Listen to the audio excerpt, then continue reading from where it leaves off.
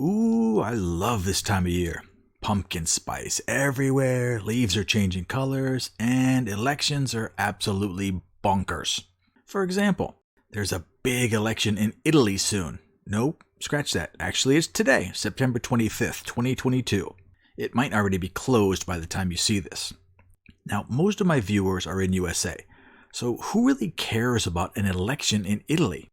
Well, that's not the important part. Let's back up a little bit and talk about elections in general. Some would say that the candidates are kinda chosen, and you can pick red or blue, but you can make a strong argument that the powers that be, the deep state or the shadow government, are always going to get their way. It doesn't really matter who you choose. Not much changes. For example, Obama, Bush, Clinton, the other Bush, they were wildly different on paper. But we still got into foreign wars, increased the national deficit, raised taxes, took away freedom and liberty. See, right wing, left wing, same bird. But every now and again, a candidate comes along and just makes people lose their minds. Abraham Lincoln was a fine example. Trump is another example. So, no new wars, and he tried to unite the country by making everyone more successful and wealthy. We all know how that turned out. So, back to Italy. They have a radical candidate, Giorgia Meloni. She's not crazy like, the rent's too damn high. Remember that guy? She's just radically different from what the establishment wants. And she's very popular with Italians, and there's a strong chance she'll win. Now, that was a very long introduction to get to the point of why this is an interesting story. The European Commission President Ursula von der Leyen made a comment that I am actually shocked she said out loud.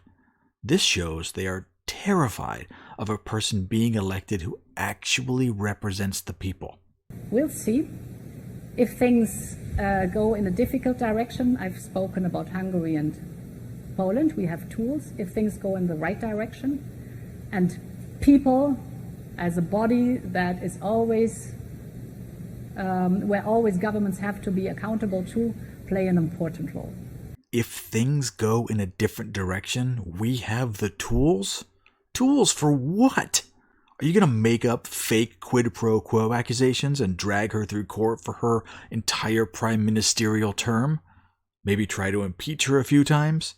Perhaps they surround her with people that lie and leak phony phone calls. I'm sure you can see where this is heading, and it probably is starting to sound a little familiar.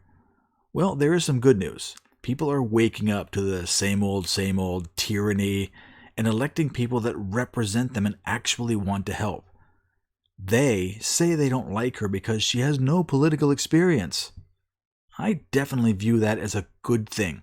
If you've been in politics your entire life, you are responsible for the way things are now. And it might be good to pour a little chlorine in the pool, freshen things up a bit. It's getting kind of stale. So one more thing.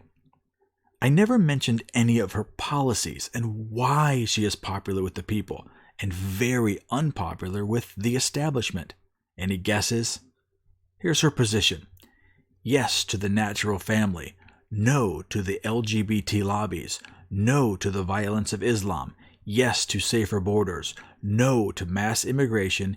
Yes to work for our people. And no to major international finance.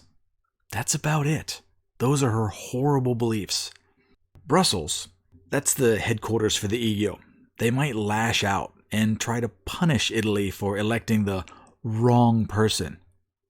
Now, could we be looking at an Italexit? Italy leaving the European Union?